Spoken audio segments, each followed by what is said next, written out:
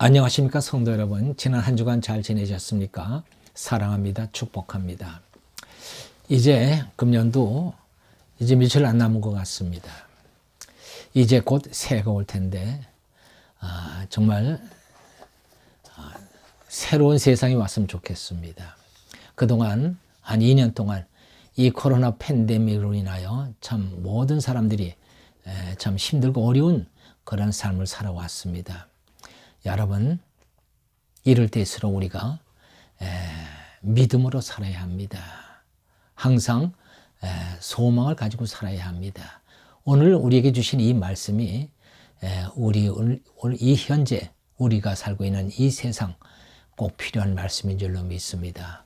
오늘 주시는 말씀은 데살로니가전서 1장 2절로 7절 말씀입니다. 이 말씀을 제가 봉독하겠습니다. 우리가 너희 모두로 말미암아 항상 하나님께 감사하며 기도할 때에 너희를 기억함은 너희 믿음의 역사와 사랑의 수고와 우리 주 예수 그리스도에 대한 소망의 인내를 우리 하나님 아버지 앞에서 끊임없이 기억함이니 하나님의 사랑하심을 받은 형제들아 너희를 택하심을 아노라. 이는 우리 복음이 너에게 말로만 이른 것이 아니라 또한 능력과 성령과 큰 확신으로 된 것임이라. 우리가 너희 가운데서 너희를 위하여 어떤 사람이 된 것은 너희가 아는 바와 같으니라. 또 너희는 많은 환난 가운데서 성령의 기쁨으로 말씀을 받아 우리와 주를 본받는 자가 되었으니 그러므로 너희가 마게도냐와 아가야에 있는 모든 믿는 자의 본이 되었느니라. 아멘.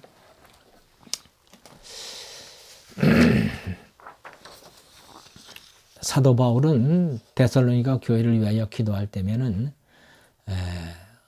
끊임없이 떠오르는 생각이 있다고 했습니다. 그것은 바로 그들의 믿음의 역사와 사랑의 수고와 그리고 소망의 인내라고 말씀합니다. 우리가 누군가를 위해서 기도하면은 그 사람에 대한 생각이 떠오르죠.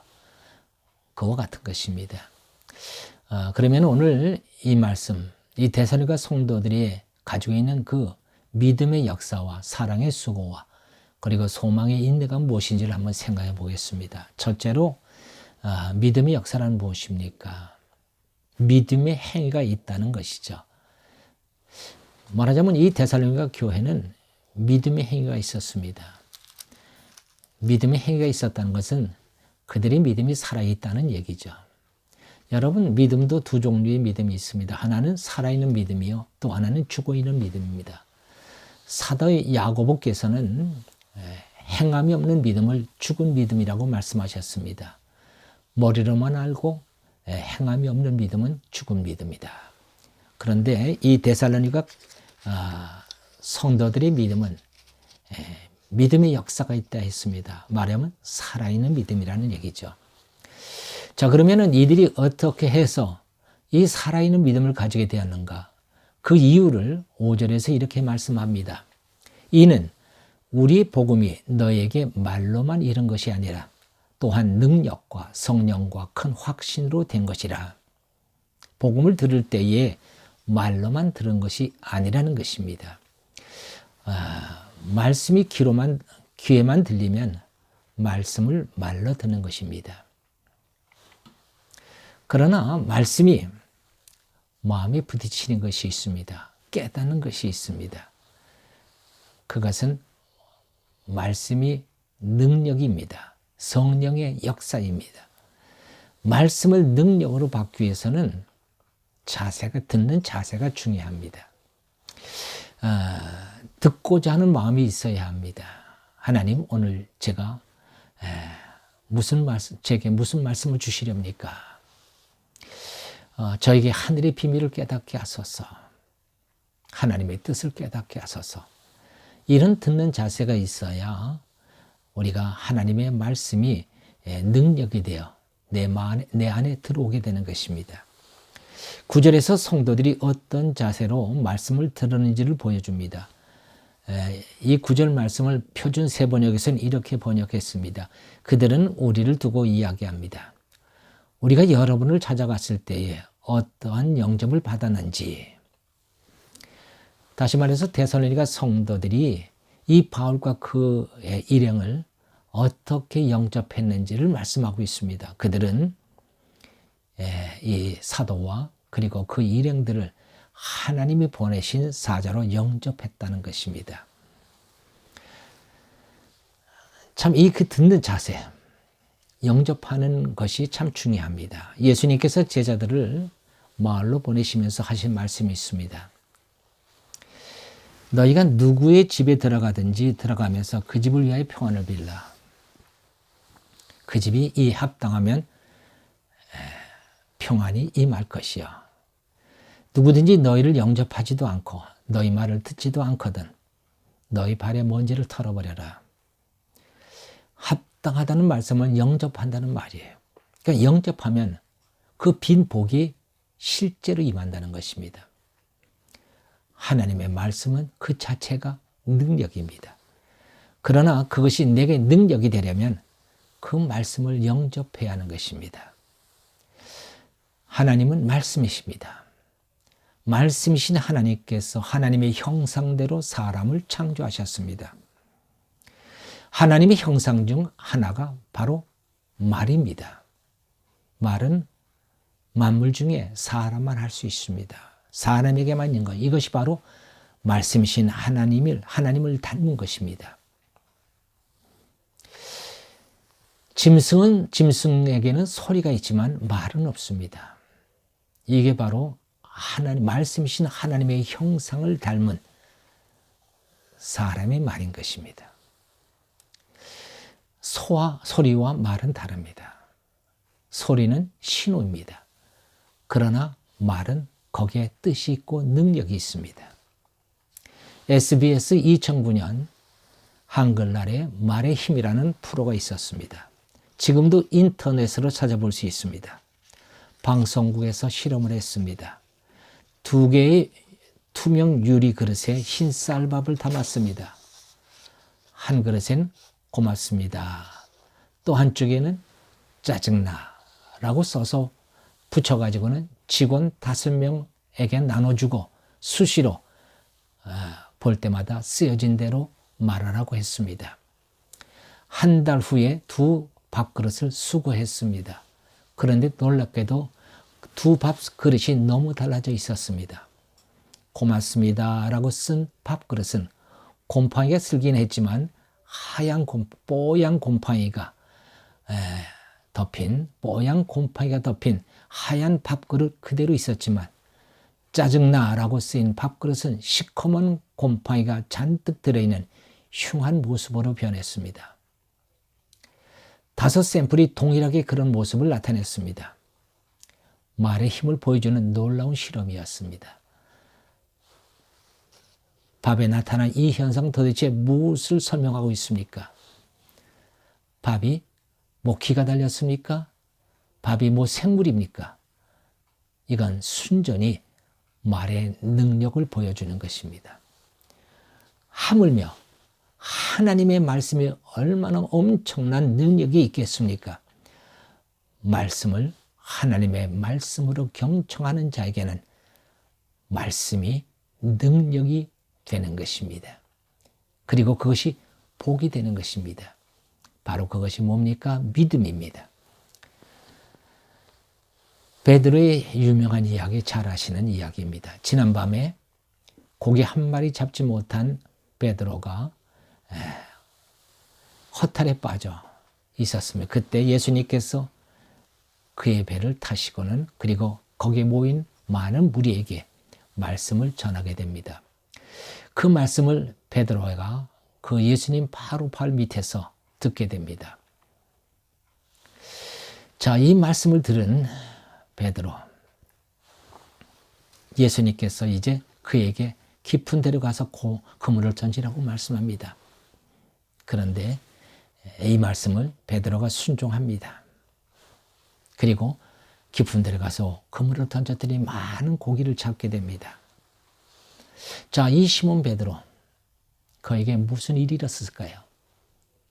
그에게 무슨 일이 일어났을까요? 하나님의 말씀이 능력이 되어 그에게 믿음의 복을 주셨고 그 믿음이 그로 하여금 순종하게 했고 순종이 말하자면 그에게 큰 축복을 낳게 된 것입니다. 이것이 바로 믿음의 역사입니다. 말씀을 듣는 자세, 복된 자가 주의 말씀을 듣는 것입니다. 그리고 그 말씀이 우리를 복되게 하는 것입니다. 말씀이 믿음의 역사를 이루는 것입니다. 둘째로 바울은 데살로니가 교회를 기도할 때마다 끊임없이 사랑의 수고를 기억했다고 합니다. 사랑도 죽은 사랑이 있고 살아있는 사랑이 있습니다. 죽은 사랑은 입만 가지고 하는 사랑입니다. 배고픈 사람에게 잘 먹으라. 추위에 떠는 사람에게 옷을 두툼하게 입으라고 말하는 것은 사랑이 아닙니다. 배고픈 사람에게 먹을 것을 주고 추운 사람에게 입을 것을 주는 것이 사랑입니다. 살아있는 사랑은 수고하는 사랑입니다. 가정에서 엄마의 역할은 절대적입니다. 왜? 엄마는 수고하는 사랑을 하기 때문입니다. 대개 아빠는 권위적입니다. 그리고 아이들은 아주 자기중심적입니다. 그래서 아빠와 아이들 사이에 갈등이 있고 또 많은 상처들이 있습니다. 그래서 엄마는 아빠의 속마음을 아이들에게 전해주고 아빠에게는 아이들을 변호해 줍니다. 옛날 우리 어머니들은 남편들의 술, 도박, 구타를 당하면서도 가정을 지켜냈습니다. 나 하나 희생하면 되지. 그러면서 밭일을 했고 집안일을 하고 가족들의 뒷바라지를 해냈습니다. 그렇게 해서 가정을 지켜냈습니다. 아이들이 가출하지 않고 집에서 자랄 수 있었던 것은 순전히 엄마의 희생과 수고였습니다. 아마 엄마가 없었더라면 이 나라는 떠돌이 아이들로 가득했을 것입니다. 엄마의 희생, 수고가 가정을 지켜냈고 아이들을 지켜냈습니다. 엄마가 사랑을 생각으로만 했습니까? 입으로만 했습니까? 아닙니다. 엄마의 희생과 수고가 사랑입니다. 엄마의 사랑이 가정을 지켜낸 것처럼 교회도 엄마의 사랑을 가진 사람들이 있습니다. 이들이 있으므로 교회가 존속할 수 있는 것입니다. 셋째로 사도 바울은 데살로니가 교회 성도들에게 있는 소망의 인내를 끊임없이 기억했습니다. 그들이 가지고 있는 소망이 무엇입니까? 세상 권세도 아니고 재물도 아닙니다. 오직 그리스도 곧 하나님이십니다. 우리가 예수님을 주와 그리스도로 믿는다면 그리스도께 소망을 두는 것은 당연한 것입니다. 만물을 그가 창조하셨고 만물을 그를 위하여 만드셨고 모든 만물을 그가 다스리고 계십니다. 그가 사막에 물을 내시고 강에 길을 내십니다. 인간의 눈엔 불가사의한 일을 행하십니다. 사람에게는 불가능이 있어도 하나님에게는 불가능은 없습니다. 그래서 우리가 그리스도에게 소망을 두는 것입니다. 성경 전체가 그것을 설명하고 있습니다. 사람에겐 출구가 없어도 하나님이 만드시면 그것이 출구입니다. 사람에겐 답이 없어도 하나님이 곧 답이십니다. 그래서 예수님은 내가 곧 길이요 진리요 생명이라고 하신 것입니다. 며칠 전에 세상 돌아가는 일이 하도 답답해서 하나님께 기도했더니 요한복음 16장 33절 말씀을 주셨습니다. 담대하라 내가 세상을 이겼노라. 말씀으로 답을 주셨습니다. 마음이 평안을 찾았습니다. 하나님께 소망을 두는 자는 행복합니다. 왜? 그분이 소망을 이루어질 것을 확실하게 믿기 때문인 것입니다. 로마서 5장 3절에서 말씀합니다. 환난 중에도 우리가 즐거워하나니 환난은 인내를, 인내는 연단을, 연단은 소망을 이루는 줄 알미니라고 하셨습니다. 환난 속에서도 하나님을 바라보면서 즐거워하는 것입니다. 하나님이 이 환난을 어떻게 해주실까를 생각하면 기대가 될 뿐만 아니라 즐겁까지 즐겁기까지 한 것입니다. 인내는 벌벌 떨면서 하는 것이 아닙니다.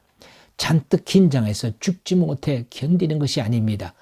소망을 가지고 기다리는 것입니다.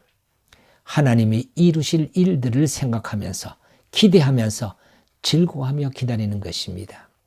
사랑하는 성도 여러분, 우리는 그리스도를 믿는 믿음의 사람들입니다. 믿음의 역사와 사랑의 수고와 소망의 인내를 가진 그리스도인들이 되시기를 주의 이름으로 축원합니다. 기도하겠습니다. 할렐루야. 하나님 아버지 감사합니다. 오늘 우리에게 주신 말씀, 믿음의 역사, 사랑의 수고, 소망의 인내, 우리 그리스도인이라면 꼭 가지고 있어야 할 것들인 줄로 믿습니다. 참으로 코로나 팬데믹으로 말미암아 어두운 세월을 지나고 있습니다. 이 어두운 세월 속에서도 우리는 살아있는 믿음을 가지고 우린 사랑의 수고를 하며 항상 즐거운 마음으로 소망을 가지고 이 어려운 시대를 능히 극복해 나갈 수 있는 저희들 되게 인도해 주시옵소서. 반드시 하나님께서 소망을 이루는 줄 알미라고 하신 것처럼 우리에게 소망의 날이 올 줄로 분명히 믿는 것입니다. 하나님, 속히 이 코로나 팬데믹이 종식되게 하시고 이제 새 날을 주시옵소서. 밝은 날을 주시옵소서. 자유로운 날을 주시옵소서. 그리하여 모두가 다 하나님의 은혜 안에서 힘있게 주의를 감당할 수 있는 저희들 모두가 되게 인도해 주시옵소서. 감사하고 우리 주 예수 그리스도의 이름으로 기도하옵나이다. 아멘.